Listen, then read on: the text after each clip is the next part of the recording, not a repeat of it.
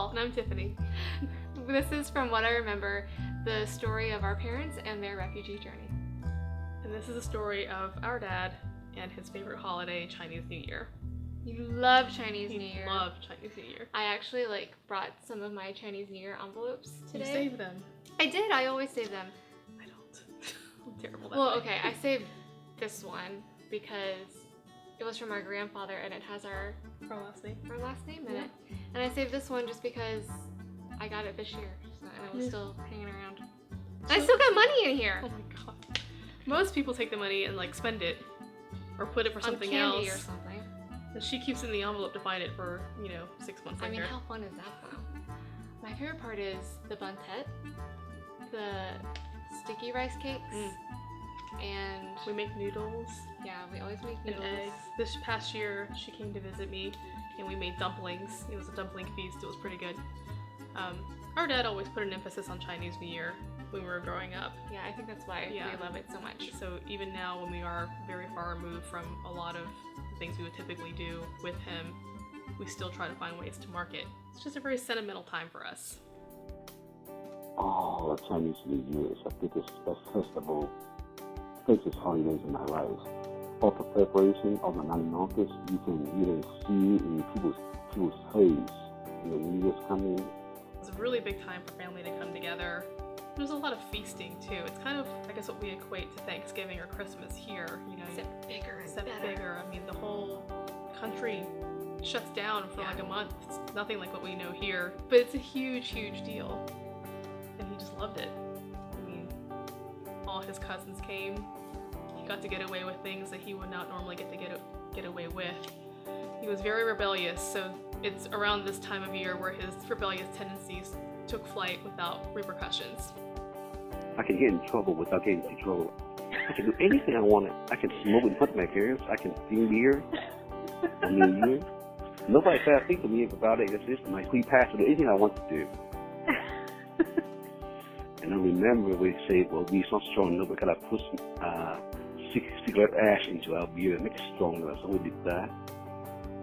Our dad talks with a lot of joy about his childhood, and I think that that's just really indicative of the time, place, and history that he grew up in. He was born in the early 60s, so while there was still a lot of conflict in the region, there was still a government in place, there were still some basic liberties, and a kid could be a kid. He could run around, go to school, pick up some pho from the stands, the carts stands before school in the Doesn't that morning. sound awesome?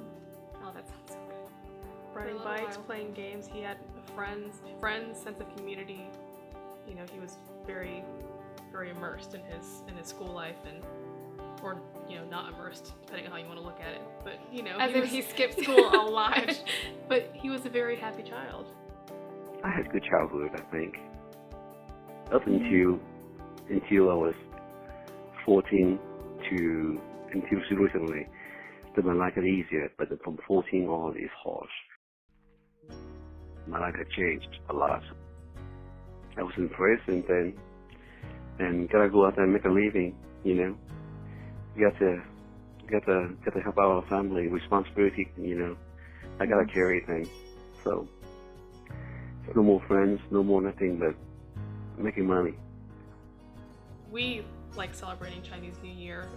It's definitely very sentimental for us, but it's definitely nothing like it was for him as a child growing up in Vietnam, where they had festivals and just a ton of celebration around it. For the entire month. I mean, if you try to order things here in America that come from that region of the world for certain months of the year, it just does not happen. That's how crazy it is.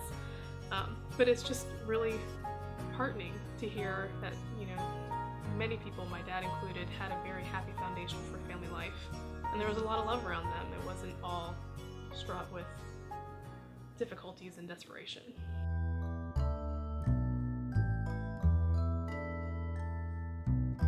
Hi guys, thanks again for tuning in. We love sharing these stories with you because it helps us connect to our friends, our families, and our neighbors, anyone who comes from a different background than us or who has a great story to share.